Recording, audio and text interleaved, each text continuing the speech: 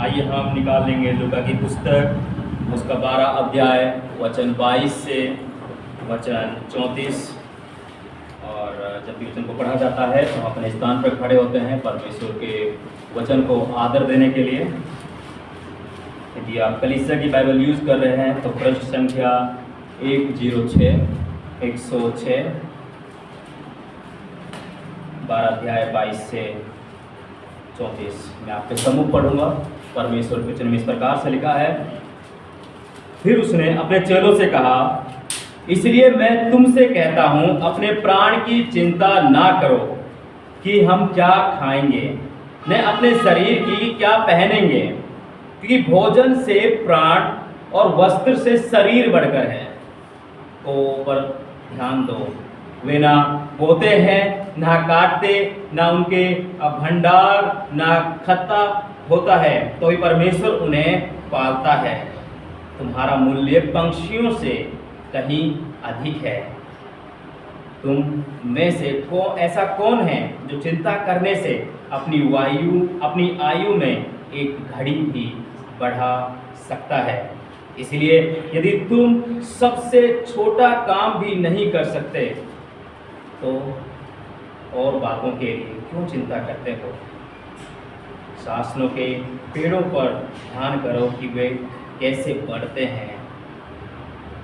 वे ना परिश्रम करते ना काटते हैं, तो भी मैं तुमसे कहता हूँ कि सुलेमान भी अपने सारे वैभव में उनमें से किसी एक के समान वस्त्र पहने हुए ना था। इसलिए यदि परमेश्वर मैदान की घास को जो आज है और कल के भाड़ में झोंकी जाएगी ऐसा पहनाता है, तो है अल्पविश्वासियों, वह तुम्हें क्यों ना पहनाएगा। और तुम इस बात की खोज में ना रहो कि क्या खाएंगे क्या पिएंगे, और ना संदेह करो, क्योंकि संसार की जातियां इन सब बातों की खोज में रहती है, और तुम्हारा पिता जानता है कि तुम्हें इन वस्तुओं की आवश्यकता है। परंतु उसके राज्य की खोज में रहो तो ये वस्तुएं भी तुम्हें मिल जाएंगी। हे छोटे झुंड, मत डर, क्योंकि तुम्हारे पिता को यह भाया है कि तुम्हें राज्य दे। अपनी संपत्ति बेचकर दान कर दो और अपने लिए ऐसे बटुए बनाओ जो पुराने नहीं होते, अर्थात स्वर्ग पर ऐसा धन इकट्ठा करो जो घटता नहीं और जिसके निकट चोर नहीं आता और ना कीड़ा बिगाड़ता, क्योंकि जहाँ तुम्हारा धन है वहाँ तुम्हारा मन भी लगा रहेगा। आमीन। परमेश्वर आप सबको आशीष करे। वचन को पढ़े और सुने जाने में आप अपने स्थान में बैठ सकते हैं। आइए हम प्रार्थना करें। परमेश्वर पिता, हम आपके समीप आते हैं और धन्यवाद करते हैं कि आपने हमें अपना वचन दिया, आपने हमें समय दिया। प्रार्थना करते हैं कि इस समय हम वचन को देखने वाले हो सकें, आपको देखने वाले हो सकें, आपकी महिमा करने वाले हो सकें। आपका वचन हमें हृदय रूपी मन से बात करे परमेश्वर। जब बोलूँ तो आप में होकर आपकी महिमा परमेश्वर। प्रार्थना को यीशु मसीह के नाम से मांगते हैं, आमीन। परमेश्वर, यहाँ पर जो वचन लूका की पुस्तक 12 अध्याय 22 से 34 में हमारे लिए बहुत गहरे और रोज़मर्रा के विषयों को छूता है, जो रोज़ाना हमारे जीवन में कार्य होता है। यीशु मसीह चिंता, डर, भरोसा और जीवन की प्राथमिकताओं के बारे में यहाँ पर शिक्षा देते हैं, अद्भुत शिक्षा देते हैं। मनुष्य किसी न किसी बात को लेकर के चिंतित रहता है, जिसमें आप और मैं शामिल हैं। कोई अपने भविष्य चिंता करता है, कोई परिवार की चिंता करता है, कोई पैसे के लिए चिंता करता है, कोई स्वास्थ्य के लिए चिंता करता है, कोई अपनी जरूरत के लिए चिंता करता है। मनुष्य बाहर से शांत दिख सकता है, लेकिन अंदर उसके जो भीतर जो है बड़ी बेचैनी भरी होती है, डर भरा होता है, चिंताएं भरी होती हैं। और इसी दिल की स्थिति को प्रभु यीशु मसीह जानते हैं और अपने चेलों को, अपने सुनने वालों को वह क्या करता है, अवगत करवाते हैं, बताते हैं। यीशु अपने चेलों से बहुत प्रेम करते हुए इस बात को कहते हैं। वे जानते हैं कि अभी ये लोग क्या हैं, साधारण हैं, लेकिन यह लोग साधारण कार्य करने के लिए नहीं चुने गए हैं, बहुत बड़े कार्य करने के लिए चुने गए हैं। इसलिए आगे चलकर इनको विरोध का सामना करना पड़ेगा, कठिनाइयों का सामना करना पड़ेगा, सताव का भी इनको क्या करना पड़ेगा, सामना करना पड़ेगा। फिर भी यीशु इन्हें अभी क्या करते हैं, मजबूत करते हैं कि तुम्हें किसी बात की चिंता करने की आवश्यकता नहीं है। और इन सब के भीतर परमेश्वर उनके देखभाल को लेकर के, उनके स्वर्गीय रूप को लेकर के, एक पिता के रूप को लेकर के उनके सामने प्रस्तुत होते हैं। इसलिए हमारा यहाँ पर आज के वचन का जो शीर्षक है वो इस बात की पुष्टि करता है कि परमेश्वर का राज्य खोजो, परमेश्वर का राज्य खोजो। इसे समझने के लिए हम 3 बिंदुओं का प्रयोग करेंगे। पहला बिंदु, चिंता करके पृथ्वी की चीज़ों को अपना खजाना मत बनाओ। चिंता करके पृथ्वी की चीज़ों को अपना खजाना मत बनाओ। यहाँ पर वचन 22 बोलता है, फिर उसने अपने चेलों से कहा, इसलिए मैं तुमसे कहता हूँ अपने प्राण की चिंता ना करो कि हम क्या खाएंगे, ना अपने शरीर की क्या पहनेंगे। यहाँ पर स्पष्ट जो शब्द दिखाई दे रहा है, यीशु अपने चेलों से कह रहे हैं, बात कर रहे हैं।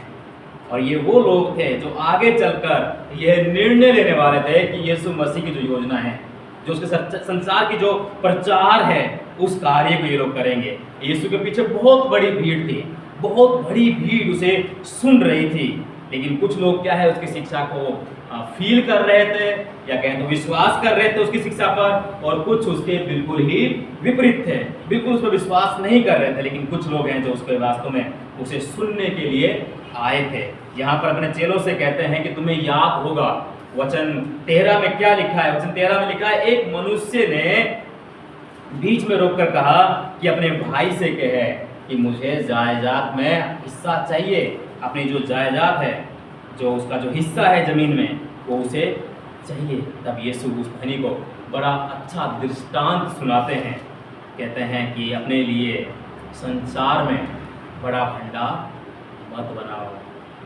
उसे बोलते हैं कि क्या होगा यदि तेरा आज प्राण चला जाएगा, आज तेरी मृत्यु हो जाएगी, तो क्या करेगा। तो यहाँ पर अपने लिए कोई धन इकट्ठा ना करो। फिर उसी ही एक श्रृंखला में हम यहाँ देखते हैं 21 वचन में ये बात समाप्त हुई और यीशु उन्हें समझा रहे हैं। जब उस जवान को, मनुष्य को ये प्रश्न, ये दृष्टांत के रूप में जवाब देते हैं और शिक्षा को आगे बढ़ाते हैं, ये अपने शिष्यों को बोलते हैं, इसीलिए मैं तुम्हें ये बात कहता हूँ। कौन सी बात? 21 वचन बोलता है, ऐसा ही वह मनुष्य भी है जो अपने लिए धन बटोरता है परंतु परमेश्वर की दृष्टि में धनी नहीं है। यीशु मसीह इस बात से बहुत चिंतित हो जाते हैं और यही वह कारण है जो मनुष्य के लिए चुनाव का साधन परमेश्वर और यीशु मसीह लेकर के आते हैं। यहाँ पर कहते हैं या तो वह स्वार्थी और संसारिक बने या सब बातों के लिए अपने आप में सब कुछ जमा करे, और या फिर वह सब कुछ छोड़कर परमेश्वर के राज्य के लिए खोज में लग जाए। मत्ती की पुस्तक 6 अध्याय 24 वचन यहाँ पर बोलता है, कोई भी मनुष्य 2 स्वामियों की जो है सेवा एक साथ नहीं कर सकता। क्यों नहीं कर सकता? क्योंकि वो एक से प्रेम करेगा और दूसरे से बैर रखेगा, एक को मानेगा दूसरे को तुच्छ जानेगा। तुम परमेश्वर के राज्य में 2 चीज़ों से प्रेम नहीं कर सकते, धन से और परमेश्वर से। और यही बात यहाँ पर समझाते हैं कि तुम चिंता किस बात की करते हो सकता है कि जैसे चेलों ने सुना हो कि इसलिए मैं तुमसे कहता हूँ, तो वो इस बात को सोच रहे हों, उसके सुनने वाले इस बात को सोच रहे हों कि अब हम क्या करें, क्या सब कुछ परमेश्वर को दे दें, अब हम क्या करेंगे, हमारा क्या होगा, हमारी देखभाल कौन करेगा। क्योंकि रुपये से हम सब कुछ खरीद सकते हैं ना, सिक्योरिटी टीम खरीद सकते हैं, एक बिल्डिंग अच्छा खरीद सकते हैं। अब हमारा क्या होगा, हम क्या पहनेंगे, यदि हमारे भंडार हम ना बनाएं तो हम जमा कहाँ पे करेंगे, हमारा जो ध्यान है, जो हमारा जो धन है, वो कहाँ पे हम रखेंगे। हम ऐसा कई बार सोचते हैं। हमारे सेंटर पर गैस खत्म होने के कारण हम चिंता में थे कि हम किस प्रकार से भोजन को बनाएंगे, लेकिन परमेश्वर ने सब कुछ प्रबंध किया और सभी ने भोजन खाया। और यहाँ पर भी परमेश्वर बोलते हैं कि तुम किसी बात की चिंता मत करो कि तुम क्या खाओगे, क्या पहनोगे, क्योंकि परमेश्वर का राज्य पहले रखते हो तो तुम्हारी सारी आवश्यकताएं परमेश्वर पिता जानता है। वह जानता है, पतरस की पुस्तक पहला पतरस 5 अध्याय 7 में कहता है, अपनी सारी चिंता उस पर डाल दो क्योंकि तुम्हारा उसको ध्यान है। स्पष्ट परमेश्वर बोलते हैं। और यहाँ पे बात की गई है कि इसलिए मैं तुमको ये सारी चीजें छोड़ने के लिए, सारी चीजें करने के लिए मैं तुम्हें कह रहा हूँ। और वचन 9 अध्याय में इस बात को परमेश्वर पहले बोल चुके हैं, यदि तुम्हें मेरे पीछे आना है, तुम्हें मेरे पीछे आना है तो तुम्हें अपने जीवन को खोना होगा, मतलब अपने आप से इनकार करना होगा। तुम्हें यह इनकार करना होगा कि मुझे सब कुछ घर को छोड़ करके परमेश्वर के राज्य में प्रवेश करना है। यदि तुम मेरे पीछे चलोगे तो ही तुम मेरे शिष्य कहलाओगे, तो तुम्हें कोई ना कोई कीमत चुकानी होगी। फिलिप्पियों की पुस्तक 4 अध्याय 11 में पौलुस इस बात की पुष्टि करता है कि मैं अपनी घटी के कारण ये कहता हूँ क्योंकि मैंने यह सीखा है कि मैं संतुष्ट हूँ। संतुष्ट जानते ना, ओह खुश हूँ, अब मुझे किसी चीज़ की जरूरत नहीं है, क्योंकि परमेश्वर का जब से मैंने पीछा किया है तब से मैं आनंदित हूँ। और ये भेद यहाँ पर क्या है, पौलुस जो बात ला रहा है, जो यीशु मसीह यहाँ बता रहे हैं, यहाँ पर जो राज है, जो क्या छिपा हुआ है, क्या है यहाँ पर सीक्रेट थिंग्स, यहाँ पर यह है कि परमेश्वर पर भरोसा रखना। जब परमेश्वर भरोसा रखते हैं तो सारी चीजें हमारे सामने खुल जाती हैं। यीशु के विश्वास में हम कभी कभी बहुत सारा प्राप्त करेंगे, कभी कभी बहुत कम प्राप्त करेंगे, लेकिन याद है हमेशा हमारे लिए सब कुछ पर्याप्त होगा। प्राप्त करना, पर्याप्त रहना दोनों अलग शब्द है, लेकिन जब उसके राज्य में प्रवेश करते हैं तो वे सब कुछ जानता है कि हमारी आवश्यकता आज के लिए क्या है, कल के लिए क्या है। और यहाँ पर आता है कि हम प्राथमिकता का जो जीवन है वो किसको देने लगते हैं।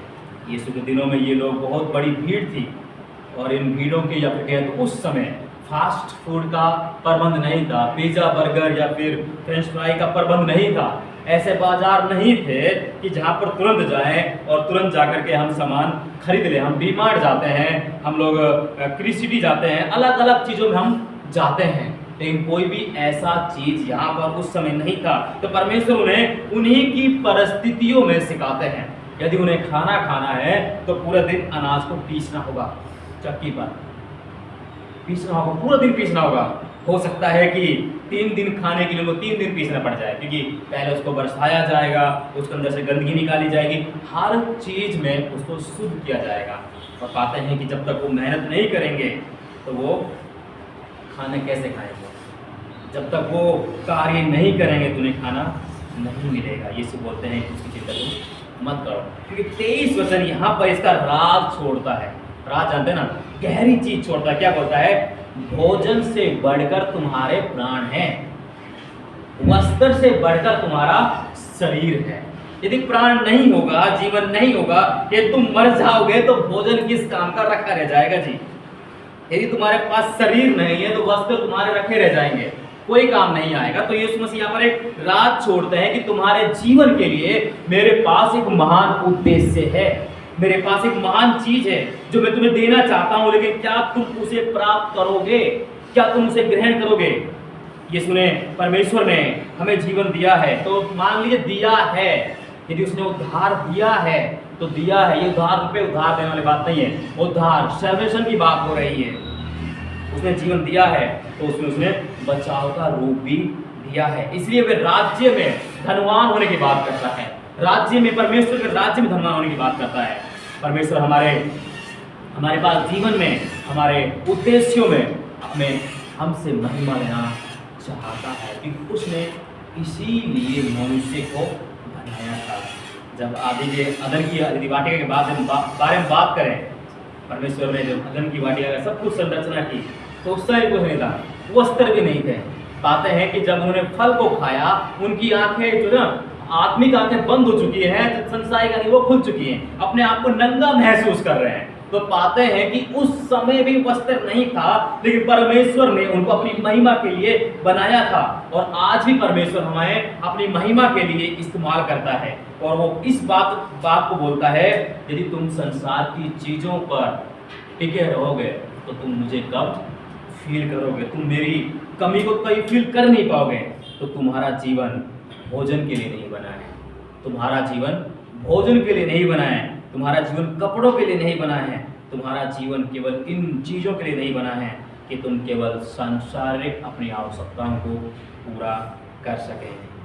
परमेश्वर ने इसलिए बनाया है कि तुम परमेश्वर की महिमा कर सको। इस बात पर हम ध्यान देते हैं। परमेश्वर चिंता के बारे में बात कर रहे हैं, प्राथमिकता के बारे में बात कर रहे हैं। परमेश्वर अब बात करेंगे 24 वचन में कि मैं सब कुछ व्यवस्था करता हूं तो तुम क्यों चिंता करते हो। वचन 24 कहता है, देखो कौवों पर ध्यान दो, वे ना बोते हैं, ना काटते हैं, ना भंडार भरते हैं, वो कुछ भी नहीं करते, ना पंछी कुछ नहीं करते हैं, लेकिन परमेश्वर उन्हें पालता है। जंगल में जो पंछी होते हैं जो उड़ते रहते हैं, आपने कभी उनको चुग्गा डाला है? चुग्गा डालते ना, थोड़ा सा बाजरा या गेहूं डाल दिया, कभी डाला है? किसी नहीं डाला है। घर में डाल सकते हैं, हम बाहर नहीं डालते हैं। तो चिंता जो है परमेश्वर की व्यवस्था को नहीं पहचानती, बिल्कुल नहीं पहचानती। और चिंता यह नहीं समझती कि परमेश्वर प्रबंध करता है। और परमेश्वर जब इन कौवों के लिए, इन पंछियों के लिए प्रबंध कर सकता है तो हमारे लिए क्यों नहीं करेगा। यहाँ पर यीशु मसीह इसलिए इस उदाहरण को दे रहे हैं कि पंछी अपने आप में असमर्थ और कमजोर होते हैं, वो अपने आप से कुछ नहीं कर सकते, क्योंकि उनके पास ना अच्छी पूंछड़ी है, ना अच्छा कुछ भी नहीं है, ना वो इतना परिश्रम करते हैं कि वो सब कुछ अपने आप से प्राप्त कर सकें। ना वो बोते हैं, ना काटते हैं। तुम खेतों को जोतते हो, तुम बीज बोते हो, तुम पानी के लिए अच्छे प्रबंध करते हो, तुम मेहनत करते हो, तुम फसलों को काटते हो, तुम अच्छा वस्त्र का भंडार रखते हो, लेकिन इन्हें जमा मत करो। परमेश्वर बोलते हैं, जब मैं पंछियों को दे सकता हूँ, वो कुछ नहीं करते हैं, तो तुमको तो मैं क्यों ना अद्भुत रीति से दूंगा। आप ध्यान देंगे उत्पत्ति की पुस्तक में, जब परमेश्वर सारी सृष्टि की रचना करते हैं तो परमेश्वर महिमा के लिए पुरुष और स्त्री को चुनता है, एडम और हवा को चुनता है, पंक्षियों को नहीं चुनता है। पंक्षियों को बनाता है, देखता है परमेश्वर अच्छा है, अच्छा है। जैसे ही मनुष्य को बना देता है, हवा को बना देता है, परमेश्वर क्या बोलता है? बहुत अच्छा है। संगति अब परमेश्वर की, सृष्टिकर्ता की, मनुष्य की जाति से होगी। और यहाँ पर परमेश्वर ये बात नहीं बोलते हैं कि तुम परिश्रम मत करो। यदि परिश्रम नहीं करेंगे, शरीर को कार्य में नहीं लेंगे, तो हम आलसी बन जाएंगे ना। परमेश्वर ये नहीं बोलते कि तुम परिश्रम मत करो। ये शिक्षा इसलिए नहीं है कि हम आलसी बन जाएं, अर्थात ये इसलिए है कि हम परमेश्वर जो हमें देता है, हमें काम करने की आवश्यकता नहीं है, लेकिन हमें परमेश्वर के राज्य में कार्य करने की आवश्यकता है। हमें परमेश्वर को फील करने की आवश्यकता है, हमें उसमें परिश्रम करने की आवश्यकता है। हम कोशिशों में लगे रहते हैं, लेकिन हम ये भूल जाते हैं कि हमारा जो परमेश्वर है वो सृष्टि को रचने वाला परमेश्वर है, सब कुछ बनाने वाला परमेश्वर है।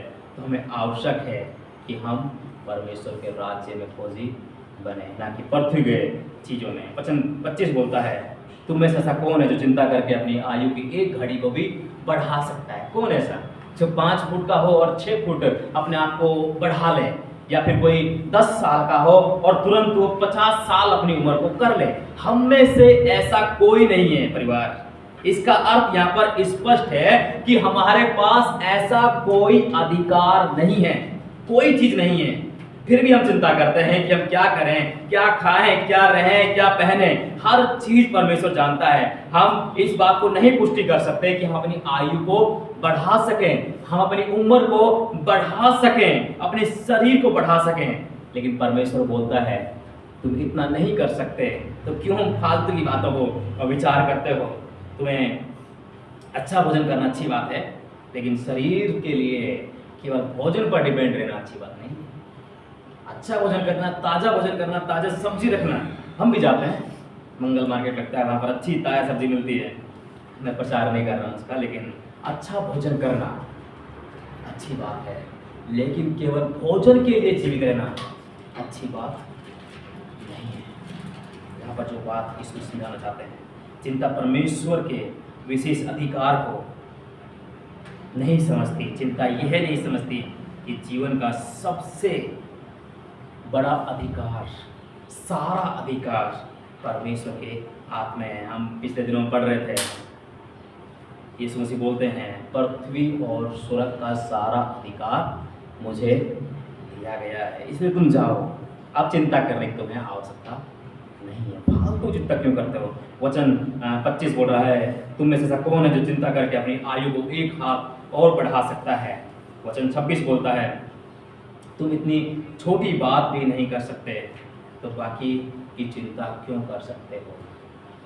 मतलब कि यदि तुम अपनी आयु को 2 वर्ष भी नहीं बढ़ा सकते, ये छोटी बात है ना, 2 वर्ष 1 वर्ष, तो बड़ी चिंता क्यों करते हो? यदि तुम अपनी आयु को थोड़ा सा नहीं बढ़ा सकते तो शरीर की चिंता क्यों करते हो? आज हम स्वास्थ्य की चिंता करते हैं, हम अपने परिवार की चिंता करते हैं, अच्छी बात है, लेकिन उसी पे डिपेंड रहना अच्छी बात नहीं है। यहाँ पर जो मुख्य बात परमेश्वर सिखाना चाहते हैं, हम अपनी ज़िंदगी की अवधि तय करने वाले नहीं हैं, अपनी ज़िंदगी की जो हमारी उम्र है उसे तय करने वाले नहीं हैं। ये परमेश्वर का अधिकार है, इसलिए तुम परमेश्वर के अधिकार से अनजान मत रहो कि उसके पास क्या क्या अधिकार है। संसार का अधिकार है, संसार में जो भी एक्टिविटीज़ हैं, जो भी मनुष्य हैं, जो भी जिला हैं, जो भी स्टेट है, सभी का अधिकार उसके पास है। इवन स्वर्ग का, स्वर्गदूत है, चीज़ें हैं, सारा अधिकार उसके पास है। और परमेश्वर बोलते हैं कि तुम उस अधिकार से अनजान मत रहो। परमेश्वर ने हमें जीवन दिया है, उस जीवन को संभाले वह रखेगा। यदि उसने दिया है तो संभाले रखेगा, वो पूरा करेगा। इसलिए इस मसीह यहाँ पर कहते हैं तुम छोटी बात की चिंता मत करो। क्या कहते हैं, तो अपनी आयु को तुम नहीं संभाल सकते, बढ़ा सकते, तो तुम बाकी चिंताओं में क्यों पड़ते हो? हम मसीह लोग हैं, हम सब मसीह यहाँ पर बैठे हैं, जो फिर भी हम इस बात को यदि नहीं समझते हैं कि हमारा सृष्टिकर्ता परमेश्वर महान परमेश्वर है, तो हमारा मसीह व्यक्ति होना व्यर्थ है। मसीह व्यक्ति जो उस पर विश्वास करता है, जो रात दिन उसके वचन पर ध्यान करता है, यदि वो इस बात को नहीं समझता कि परमेश्वर को सारा अधिकार है, तो मसीह होना व्यर्थ है। विश्वास आपका कोई काम का नहीं रहेगा। यदि आप ये विश्वास नहीं करते हैं कि वो मालिक है, वो राजा है, तो विश्वास किस काम का? अब यहाँ की बात करता है कि हम अपने वैभव को बनाते हैं, अच्छा बनाने के लिए क्या करते हैं। वचन 27 और 28 में परमेश्वर उदाहरण देते हैं। अभी उसने पंक्षियों का उदाहरण दिया, अभी यहाँ पर अच्छे पेड़ और वस्त्र का उदाहरण देते हैं। लिखा है वचन 27 में, शोषणों के पेड़ को देखो, पर ध्यान करो कि वे कैसे बढ़ते हैं, वे ना परिश्रम करते हैं ना काटते हैं, तो भी मैं तुमसे कहता हूँ कि सुलेमान भी अपने सारे वैभव में उनमें से किसी एक के समान वस्त्र पहने हुए ना था। इसलिए यदि परमेश्वर मैदान की घास को जो आज है और कल भाड़ में झोंकी जाएगी ऐसा पहनाता है, तो है अल्पविश्वासी हो, वह तुम्हें क्यों नहीं पहनाएगा। ध्यान दे रहे हो, उदाहरण बिल्कुल सरल दे रहा है परमेश्वर मसीह। बोल रहा है कि जो अच्छे जो फूल हैं, जो अच्छी चीज़ें हैं, जिनको कोई पानी नहीं दे पाता है, उन्हें परमेश्वर इतना अच्छा बना देता है कि जब हम उसे देखते हैं तो हम देख पाते हैं कि सृष्टिकर्ता के अलावा कोई इसे नहीं संवारता, कुछ वो नहीं कर पाते हैं। लेकिन पाते हैं कि परमेश्वर इस बात तक केवल सीमित नहीं रहते हैं। बोलते हैं सुलेमान, आप सुलेमान के बारे में जानते हैं सब लोग, जो कि इजराइल का एक महान राजा था, जिसे हम पहला राजा और दूसरा क्रॉनिकल्स में पढ़ते हैं। पाते हैं कि वह अपने वैभव में बहुत धनी था, बहुत ज्ञानी था, लेकिन फिर भी वह परमेश्वर की सुंदरता के अनुसार अपने आप को सुंदर नहीं बना सका था। ये परमेश्वर जिस बारे में रचता है उसी तरह परमेश्वर इस्तेमाल करता है। परमेश्वर ने सुलेमान को, मुझको, आपको उसने अपने स्वरूप में बनाया है, एक अलग सुंदरता दी है। फूलों को, फलों को परमेश्वर ने एक अलग स्वतंत्रता दी है, एक अलग सुंदरता दी है। वे फूल जो परिश्रम नहीं करते हैं, अपने आप में काटते नहीं हैं, लेकिन ऐसे तैयार होते हैं मानो कि पूरा राज्य, पूरी सुंदरता हमने एक बार में देख ली हो। आपने कभी देखा है कि जो फूल होते हैं उनका जो ऊपर की जो पखुड़ी जो होती है कैसे दिखते हैं, जब गोब से निकलते हैं, एक हरा हरा सा, एक पीला पीला सा, जो उसमें एक नयापन निकलता है, तो कितना सुंदर लगता है। यदि उसे आप इस हॉल में बिछा दें तो उसकी खुशबू से ही पूरा हॉल भर जाएगा।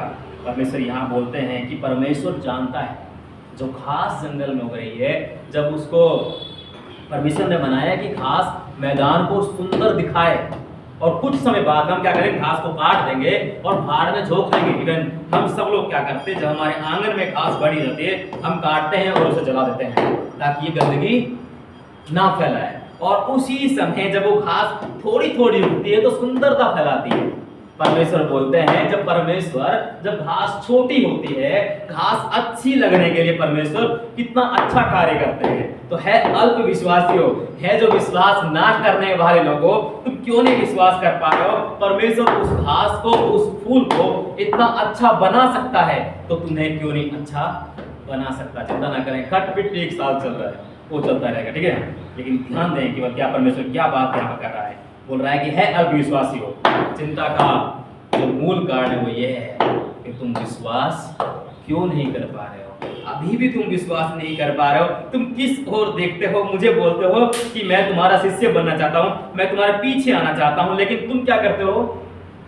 पहले घर वालों को बाय बाय बोल के आना चाहते हो, तुम पहले पीछे देखना चाहते हो, फिर तुम आगे आना चाहते हो। चिंता मत करो। परमेश्वर घास फूल की जब चिंता इतनी करता है तो हम तो उसकी नज़र में बहुत ही बड़े हैं, बहुत ही महान हैं।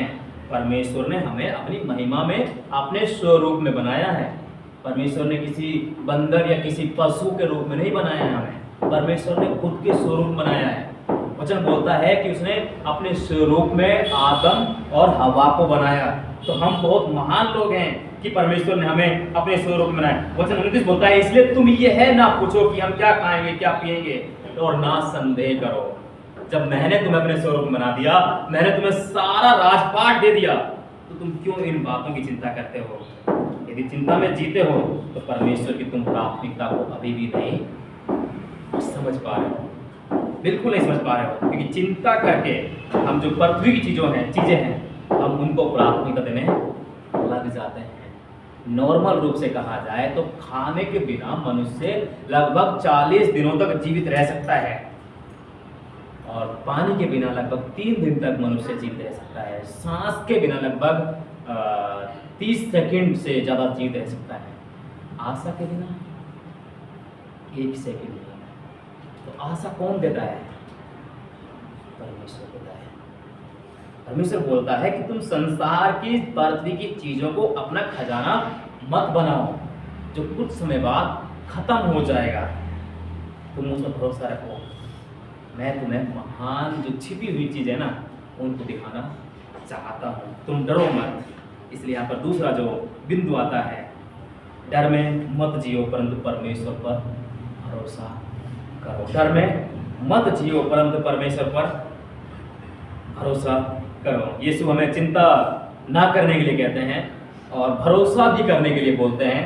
हमें एक अद्भुत बात सिखाते हैं, लेकिन यहाँ पर एक अच्छा उत्तर और एक अच्छा सवाल हमारे लिए छोड़ते हैं परमेश्वर। क्या सवाल यहाँ पर? क्या तुम नहीं समझते कि परमेश्वर तुम्हारा पिता है? क्या तुम नहीं समझते कि परमेश्वर तुम्हारा पिता है? वचन 30 बोलता है, तुम्हारा पिता जानता है कि तुम्हें इन सब वस्तुओं की आवश्यकता है। और ये हमारे लिए बहुत बड़ी संभावना है, एक ना बहुत बड़ी आशा है कि परमेश्वर स्वयं जानता है कि हमें क्या चाहिए क्या नहीं चाहिए। तो हमारा सवाल ये नहीं है कि परमेश्वर के पास कौन सी सामर्थ्य है या नहीं है, या फिर कहें तो साधन है या नहीं है, लेकिन सवाल ये है कि परमेश्वर आपको जानता है कि नहीं जानता। अब बात स्पष्ट हो जाती है कि यदि वो यीशु मसीह को भेज रहा है तो वह हमें जानता है और हमसे प्रेम करता है। अब सवाल चेंज हो जाता है, क्या तुम उसे जानते हो कि नहीं जानते हैं? कि हम नहीं जानते। इस कारण से वचन 30 यहाँ पर स्पष्ट बोल रहा है, क्योंकि संसार की जातियां जो हैं संसार की वस्तुओं पर खोज में रहती है, और तुम्हारा पिता जानता है। पिता का जो अर्थ होता है बहुत महान होता है। संसारिक पिता में हम विचार करें तो पिता हमें सोचने से पहले, समझने से पहले हमारे लिए सब कुछ प्रबंध कर देता है। तो वो तो स्वर्गीय पिता है। वचन बोलता है कि हृदयों की बात वो जानता है। तो सवाल ये नहीं है कि उसके पास कौन सी शक्ति है, सवाल ये है कि क्या तुम उसे पिता के रूप में जानते हो या नहीं जानते। और हम सब जानते हैं कि परमेश्वर सर्वशक्तिमान है। लेकिन क्या हम पिता कह के पुकारते हैं या फिर नहीं पुकारते हैं? यीशु मसीह भी इस बात को बोलते हैं। जब हम 6 अध्याय को पढ़ते हैं मत्ती की पुस्तक, बोलते हैं कि तुम परमेश्वर से मांगना है तो परमेश्वर को कैसे पुकारना है, कैसे परमेश्वर से बात तुम्हें करना है। बोलता है इस प्रकार से बात करो, हे हमारे पिता तू जो स्वर्ग में है, तेरा नाम पवित्र माना जाए। तो परमेश्वर पिता है हमारा, और इससे बड़ा प्रमाण नहीं है।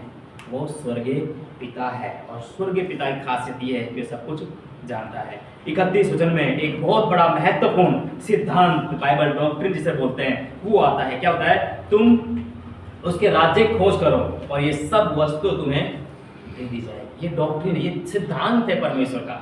देख रहे हैं आप, स्पष्ट साधारण शब्द में बोलता है, परंतु उसके राज्य की खोज में रहो तो ये सब वस्तु तुम्हें मिल जाएगी।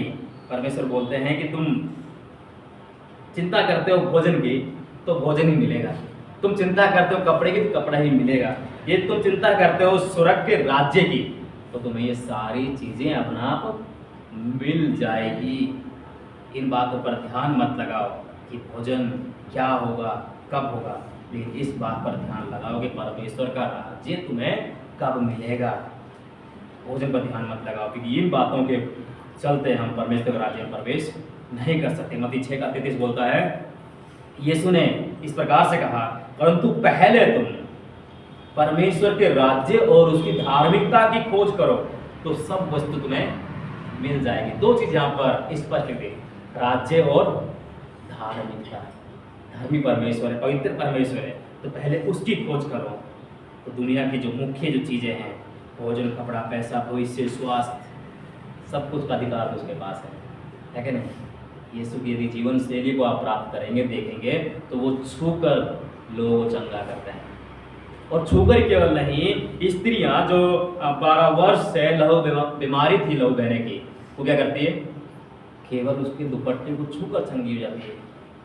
तो सारा अधिकार उसके पास है। और यहाँ पर परमेश्वर का जो मुख्य कार्य हमारे लिए दिया है वो यह है कि हम परमेश्वर का उद्धार में, उसके क्षेत्र में, मसीह के क्षेत्र में अपने आप को शामिल करें। ये हमारे लिए ध्यान देने वाली बात है कि हम आराधना करें, सेवा करें, मसीह का प्रचार करें, परमेश्वर के वचन के अनुसार आज्ञाकारिता में जीवन को जिएं। लेकिन जीवन का जो मुख्य लक्ष्य है वह यह है, परमेश्वर का राज्य कैसा होना चाहिए। परमेश्वर का राज्य ऐसा होना चाहिए कि उद्धार का क्षेत्र हो, सुसमाचार का प्रचार हो और मसीह की उपस्थिति हो। बड़ी स्पष्ट यहाँ पर लिखा हुआ है, कुलुस्सी की पुस्तक उसका 3 अध्याय 1 वचन में बोलता है, अतः जब तुम मसीह के साथ जिलाए गए तो स्वर्गीय वस्तुओं की खोज में रहो, जहाँ मसीह विद्यमान है और परमेश्वर के दाहिने ओर बैठा है। स्वर्गीय वस्तुएं, स्वर्गीय वस्तु का अर्थ ये नहीं कि हम कपड़ा उपड़ा, ये भोजन की वस्तु नहीं, स्वर्गीय वस्तुएं जो मसीह जहाँ पर महान है, जो परमेश्वर के दाहिने ओर बैठा है, तो वे सारी चीज़ें जानता है। तो हमारा पहला कदम यह हो कि उसके राज्य में जाएं। पहला कदम क्या हो? हम उसके राज्य में जाएं, क्योंकि इसमें पश्चाताप, आत्म बलिदान, कोमलता, शोक, खुशी, दुखी, भूख, प्यास इसमें शामिल है उसके राज्य में। और इसी शुरुआत करो कि उसके राज्य में प्रवेश करो, सुसमाचार पर विश्वास करो, अपने आप को अस्वीकारो और मसीह को ग्रहण करो। ये अस्वीकारो शब्द कहाँ से आया? बाइबल से आया है। जब यीशु मसीह अपने चेलों को बुलाते हैं कि चलो मेरे पीछे हो लो, जो सुन रहे थे उसको बोलते हैं कि अभी मुझे मेरे पिता को दफना के आने दे। पीछे हट गया दूसरा, फिर बाद दूसरे को बोलता है आप मेरे पीछे हो ले, वो बोलता है कि मुझे पहले बाय बाय बोल के आने दे। तो आप किस में हैं? तो अपने आप को अस्वीकारो, अपने आप को परमेश्वर के सामने लेकर के आओ, तो परमेश्वर सारी चीज़ तुम्हें दे देगा। भजन संहिता उसका 34 के 8 में बोलता है, परख कर देखो कि यहोवा कैसा भला है। परख कर देखो कि यहोवा कैसा भला है, क्या ही धन्य है पुरुष जो उसकी शरण लेता है। अगला है, यहोवा के पवित्र लोग हो उसका भय मानो, क्योंकि उसके डरवैयों को किसी बात की घटी नहीं होती। वचन 10 बोलता है, जवान सिंहों को तो घटी होती है, वे भूखे भी रह जाते हैं, परंतु यहोवा के खोजियों को किसी भली वस्तु की घटी नहीं होती। वचन बोल रहा है, मैं अपने शब्द यहाँ पर नहीं मिला रहा हूँ। वचन 15 बोलता है, 34 का, यहोवा की आंखें धर्मियों पर लगी रहती है और उसके कान भी उसकी दुहाई की ओर लगे रहते हैं। फिर अगला 19 में बोलता है, धर्मी पर बहुत सी विपत्तियां पड़ती तो हैं, परंतु यहोवा उन सब से उन्हें मुक्त करता है। परमेश्वर यहाँ बोल रहा है कि चिंता मत करो, मैं तुम्हारे साथ में हूँ। और वचन 32 इस बात की गवाही दे रहा है कि डरो मत। सही उत्तर यहाँ पर जो स्पष्ट लिखा है कि डरो मत। अगर चिंता करते हो तो तुम परमेश्वर का आनंद को कभी महसूस नहीं कर पाओगे। तुम कभी भी ये फील नहीं कर पाओगे कि परमेश्वर की उपस्थिति यहाँ पर है या फिर नहीं, क्योंकि यहाँ पर बोलता है परमेश्वर, हे छोटे झुंड मत डर, क्योंकि तुम्हारे पिता को यह भाया है कि तुम्हें क्या दे, राज्य दे। तो परमेश्वर तुम्हें क्या देना चाहता है? परमेश्वर तुम्हें संसार की, स्वर्ग की सारी खुशियां तुम्हें देना चाहता है, सिर्फ पृथ्वी की चीजें नहीं। परमेश्वर की खुशी इसमें है कि वह अपना राज्य, अपना जो कार्य है, परमेश्वर आपको सौंप दे। जब आप रोमी की पुस्तक पढ़ते हैं 14 अध्याय 17 वचन में, तो परमेश्वर का राज्य कैसा है? बात करता है परमेश्वर का राज्य धार्मिकता, शांति और आनंद से भरपूर है। देख रहे हैं, 3 चीजें स्पष्ट यहाँ पर दर्ज की गई, और इन्हीं चीजों को परमेश्वर तुम्हें देना चाहता है। और जब परमेश्वर इन चीजों को हमें देगा तो हमें डरने की बिल्कुल भी आवश्यकता नहीं है। इसका अर्थ है कि हमें चिंता करने की बिल्कुल आवश्यकता नहीं है। यीशु ने कहा, मेरे पिता ने मुझे राज्य दिया है और मैं तुम्हें भी देता हूँ। इसका मतलब है कि परमेश्वर शांति, आनंद और धार्मिकता हमें देना चाहता है। और जब हम सारी चीजें हमने प्राप्त कर लिया, हमने जान लिया कि परमेश्वर हमारा पिता है, परमेश्वर हमारा सब कुछ करने वाला है, तो हमें क्या करना चाहिए? तीसरा बिंदु, क्या करना चाहिए? अपना खजाना परमेश्वर के राज्य में रखो। वचन 33 और 34 यहाँ पर बड़ी बात कह रहा है। आपको याद होगा वचन अध्याय 12 में ही, इसी में एक वचन क्या बोलता है कि हजारों की भीड़ यीशु को सुनने के लिए आ चुकी थी और क्या कर रही थी? उस पर गिर पड़ती थी, एक दूसरे पर गिर रहे थे और परमेश्वर प्रचार कर रहे थे। भीड़ सोच रही होगी ना, वाह बहुत अच्छा संदेश इसमें देते ना, बहुत अच्छा प्रचार करते हैं, चंगाई देते हैं, बीमारियों से तुरंत छुटकारा दे देते हैं, है ना। उनके पास जाने की केवल जरूरत है, वो सब कुछ कर देते हैं। लेकिन यहाँ पर एक नया मोड़ ले आते हैं। यीशु मसीह बोलते हैं, अब तुम्हें क्या करना चाहिए? यदि तुम्हें परमेश्वर के राज्य में प्रवेश करना है तो तुम्हें पहला काम क्या करना होगा? वचन 33 बोलता है, अपनी संपत्ति बेचकर दान कर दो और अपने लिए बटुए, ऐसे बटुए बनाओ जो पुराने नहीं होते, अर्थात स्वर्ग में ऐसा धन इकट्ठा करो जो घटता नहीं और जिसके निकट चोर नहीं जाता और कीड़ा भी नहीं बिगाड़ता। अभी इसको सुन के शायद सब बीमार हो गए होंगे ना। तुम जानते हो कि तुम्हारी देखभाल मैं करूं, मैं करता हूं, तो तुम्हें मेरे बारे में सोचने की आवश्यकता होगी। शायद ये बहुत ही उन्हें एक अटपटा सा लगा होगा, लेकिन यीशु मसीह इस बात को लगातार कहते हुए आ रहे थे, अलग अलग भाषा में, अलग अलग शब्दों में। मत्ती की पुस्तक उसका 6 अध्याय 19 से 21 वचन बोलता है, अपने लिए पृथ्वी पर धन इकट्ठा ना करो जहाँ कीड़ा और कई ऐसी चीजें जो बिगाड़ देती हैं, जहाँ चोरी लगाते हैं, जो लोग चुरा लेते हैं, लेकिन स्वर्ग पर अपना धन इकट्ठा करो जहाँ पर ना कीड़ा, ना कोई बिगाड़ता है, ना चोर उसे लेता है। लेकिन परमेश्वर पर जब धन परमेश्वर राज्य में होता है तो हमारा मन भी वहीं लग जाता है।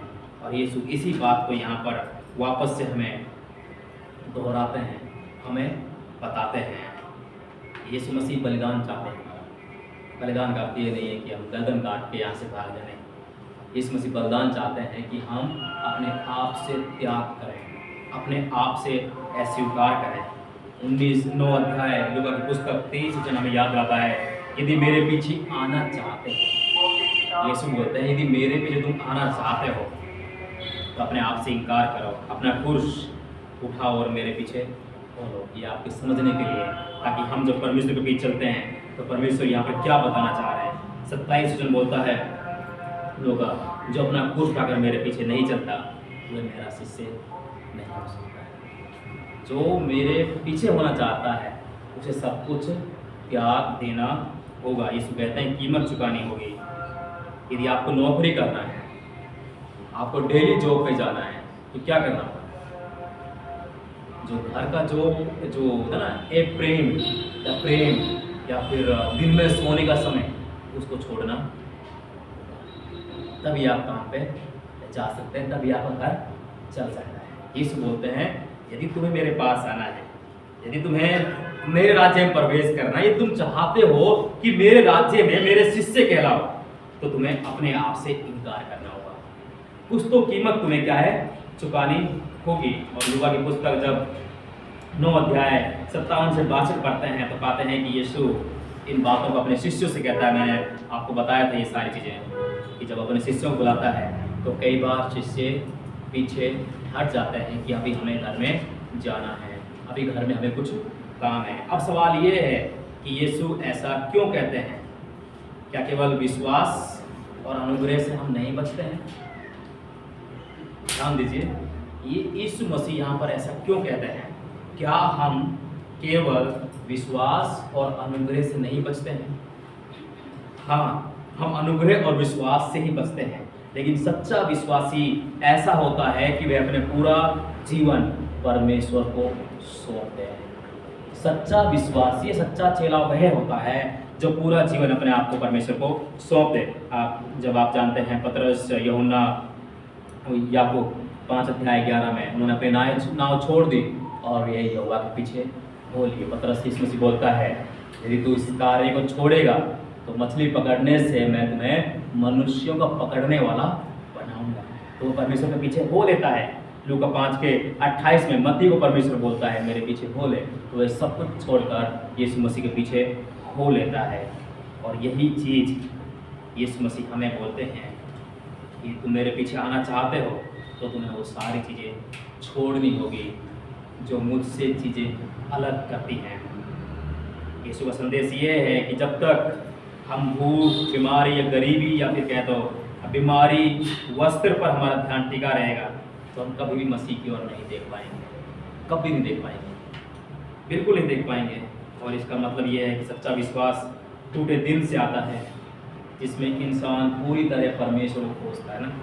यदि आप बड़ी संकट में फंस गए तो केवल आप परमेश्वर को खोजेंगे, केवल उसके राज्य को खोजेंगे। तो इससे पहले कि बीमारी आपको राज्य की ओर लेकर जाए, इससे पहले कि समस्या आपको लेकर जाए परमेश्वर के राज्य की ओर, यहाँ पर परमेश्वर का राज्य के लिए परमेश्वर का आपके लिए एक निमंत्रण है, इनविटेशन कार्ड है जो परमेश्वर हमें देता है।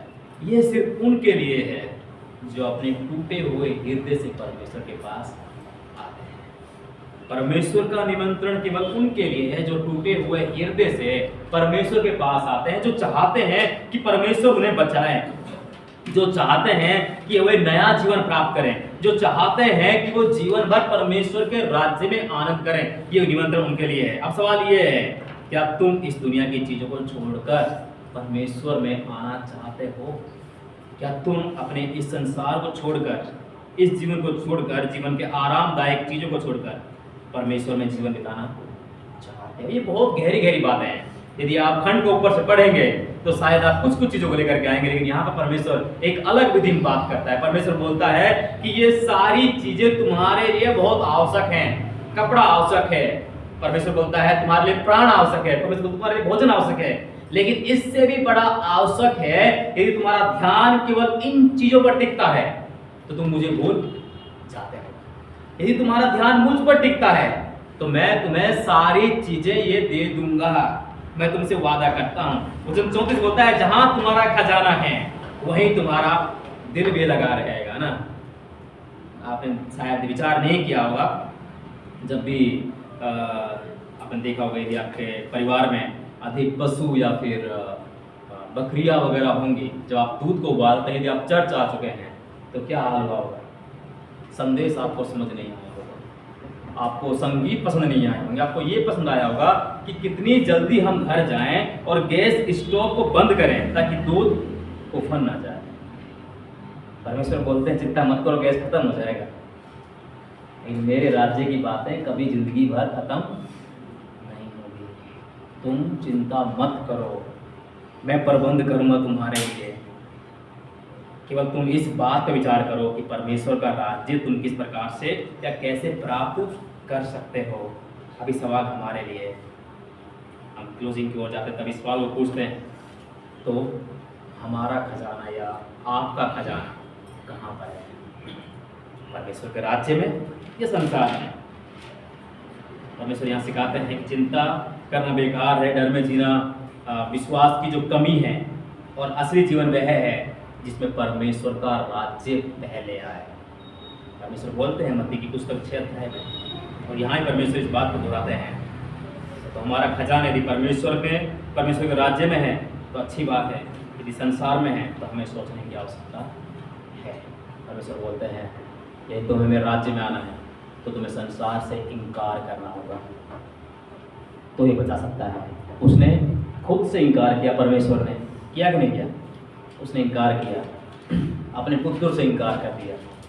यीशु मसीह बोलते हैं, है पिता मुझे क्यों छोड़ दिया, जब वो क्रूस पर चढ़ाए जा रहे थे। स्पष्ट है परमेश्वर यदि तू चाहता है तो ये प्याला मुझसे दूर कर दे। परमेश्वर ने अपने पुत्र को छोड़ दिया ताकि वह हम सबको अपना सके।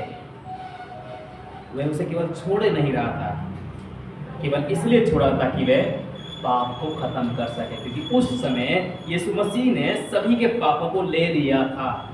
आज भी वह इस बात को बोलता है कि मैंने तुम्हारे सभी के पापों को ले लिया है, और अब मैं तुम्हारा मिलान परमेश्वर के राज्य से कराता हूँ।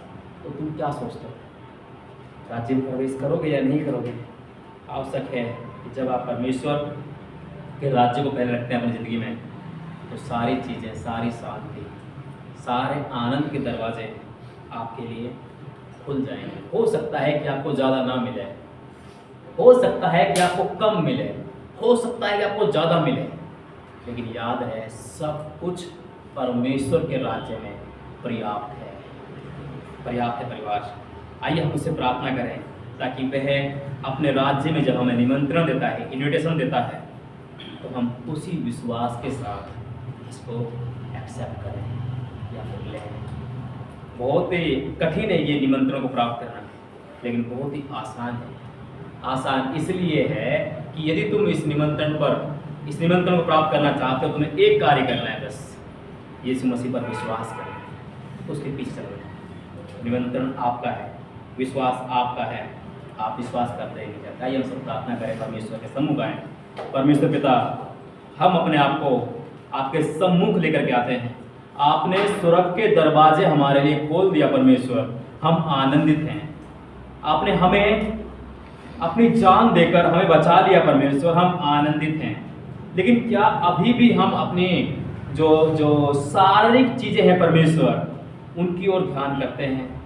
तो परमेश्वर प्रार्थना करते हैं कि आप हमें उन चीज़ों से अपनी ओर मोड़। परमेश्वर, आप तो हृदय की बातों को जानते हैं, आपने हमें समय दिया है, हम समय का सदुपयोग करने वाले हो सकें और आपके राज्य को पहले रखने वाले हो सके अपने जीवन से। परमेश्वर, प्रार्थना करते हैं जिस राज्य की आपने बात की है, वो राज्य में प्रवेश करने के लिए आप हमारी सहायता कर, हमारे लिए अगुवाई कर। परमेश्वर धन्यवाद पिता, प्रार्थना तो इस मसीह के नाम से मांगते हैं। परमेश्वर आप सबको आशीष करें।